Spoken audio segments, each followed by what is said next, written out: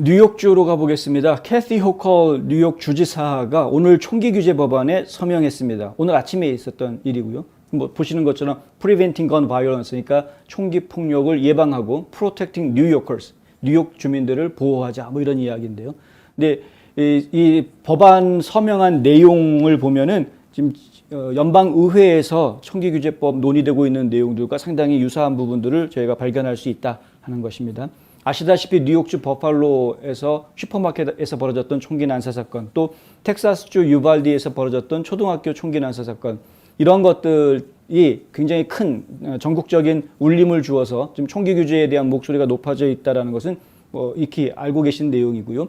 지금 민주당 지도자들이 있는 지역에서는 총기 규제 법안을 지금 하루속히 앞당겨서 통과시키려는 모습들이 보입니다. 근데 지금 전국에서 처음으로 뉴욕이 지금 가장 먼저 이런 그 법안을 서명을 하는 모습을 보였습니다. 내용에 보면은 일단은 반자동 소총을 규제한다라는 내용이 들어가 있는데, 소지 허가와 면허 소지자가 만 21세 이상이어야 한다. 만 21세가 되지 않으면 이 반자동 소총은 가지고 다닐 수도 없고 살 수도 없다. 이제 이렇게 된 것이죠. 이거는 저희가 이야기가 많이 나왔던 부분이기 때문에 여기에 대한 반론도 많이 있기는 합니다. 아니, 군대는 18살이면 갈 수 있는데 군대에서는 총 다루는 법 다 배우고 해도 아무 문제 없이 사고도 없고 잘 되는데 왜 밖에서는, 군대 밖에서는 21세로 해야 되느냐? 그것도 좀 뭔가 형평성이 안 맞는다. 그럼 군인들은 휴가 나올 때 그럼 다 총 못 가지고 나와야 되느냐? 군대 안에서만 총 써야 되느냐? 뭐 이런 여러 가지 이야기들이 나올 수가 있는데, 근데 일단은 그 21세라는 이야기에 대한 공감대가 자꾸 만들어져 가고 있다는 건 저희가 좀 봐야 되는 부분 중에 하나고요. 그리고 또 하나 지금 저희가 약간 이해하기 어려운 부분 중에 하나가 뭐냐면 법 집행기관, 그 다음에 최초 대응자. 최초 대응자라는 건 주로 이제 구급 응급 직원 요원들, 응급 요원이라 구급 요원들 얘기하는고요. 소방대원들, 이런 사람들이 이제 최초 대응자들인데, 최초 대응자들. 법 집행기관은 당연히 뭐 경찰, 보안관 이런 거고요.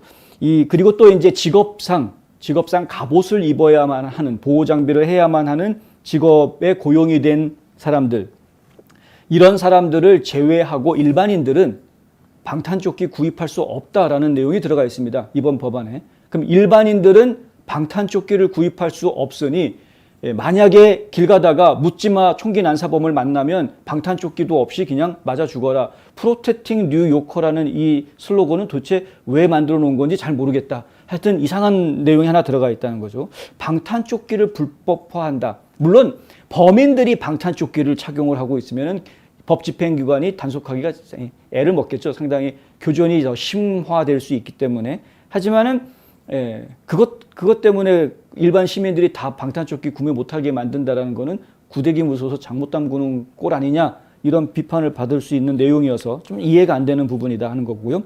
또 하나는 이제 마이크로 스탬핑이라는 기술을 적용을 한다고 합니다. 범죄 현장에 남겨진 탄약과 일치하는 총의 표시를 식별하게 할 수 있는 기술이다 이런 것이죠. 마이크로 스탬핑 기술을 이용을 하면은 마치 지폐를 추적할 수 있듯이, 지폐에 보면 다 고유 코드가 있지 않습니까? 그렇게 추적할 수 있듯이 탄피만 보면은 탄창이나 탄피를 통해서 어떤 고유 번호를 추적해가지고 누가 쓴 총인지, 누가 그 총이나 총알을 구입했는지, 이런 것들을 역추적할 수 있게 해주는 그런 기술을 도입하겠다. 뭐 이런 이야기입니다. 이런 거는 뭐 얼마든지 저희가 이해할 수 있는 부분이고 뭐 합당하다라고 생각할 수도 있겠습니다만은 하여튼 그렇고요. 또한 주지사와 뉴욕 주의원들은 버팔로에서의 총격 용의자가 온라인상에서 인종차별적 폭언을 한 후에 소셜미디어 플랫폼의 혐오 발언 감시, 국내 테러에 대한 단속을 강화하기 위한 조치들에도 동의했다. 이렇게 보도가 나와 있습니다. State of Politics라는 데에서 이러한 보도를 내놓았는데, 소셜미디어 회사들이 국내 테러 행위를 용이하게 하는 역할을 조사하기 위해서 특별조사단을 구성한다. 이런 내용이 들어가 있고요. 그리고 국가 공무원들에게 권고안을 발표한다. 이런 내용이 들어가 있습니다.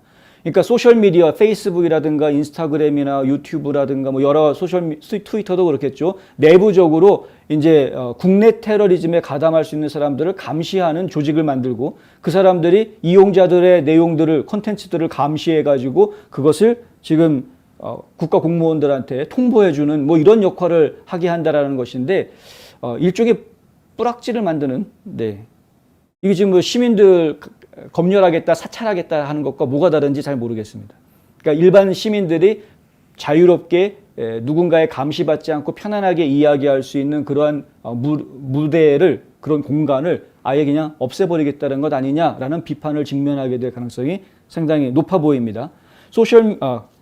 그리고요. 공화당 의원들과 총기 권리 옹호자들은 이 법안이 뉴욕 시민들을 더 안전하게 하는 데 도움이 되지 않을 것이고 정신건강 문제를 해결하기 위해 충분치 않을 것이다 라고 비난하고 있습니다. 실제로 문제는 총이 아니라 사람이다. 사람의 정신건강 관리가 훨씬 더 중요한 부분이다. 예를 들어서 바이든 대통령 같은 경우에는 지난주에 기자회견에서 발표를 할 때 학교에 정신상담하는 담당 요원들을 더 확대해 늘리겠다. 그래서 학교 내에서 혹시 정신적인 문제가 있어서 문제를 일으킬 만한 소지가 있는 학생들을 사전에 찾아낼 수 있는 그런 도움을 줄 수 있게끔 미리 좀 시스템을 만들도록 하겠다. 도움을 주겠다. 이렇게 이야기를 했었단 말이죠. 근데 그러한 방법이라고 그러면 저희가 조금 이해할 수 있는데, 근데 지금 뉴욕 주에서 주지사가 서명한 이 요번에 총기 규제 법안은 말 그대로 총기 규제에 초점이 맞춰져 있을 뿐 실질적으로 총격 사건을 없애기 위한 혹은 덜 발생하게 만들기 위한 안전장치, 이런 예방 조치, 이런 것으로는 매우 미흡한 것 아니냐, 이제 이런 비판을 받고 있다 하는 것입니다.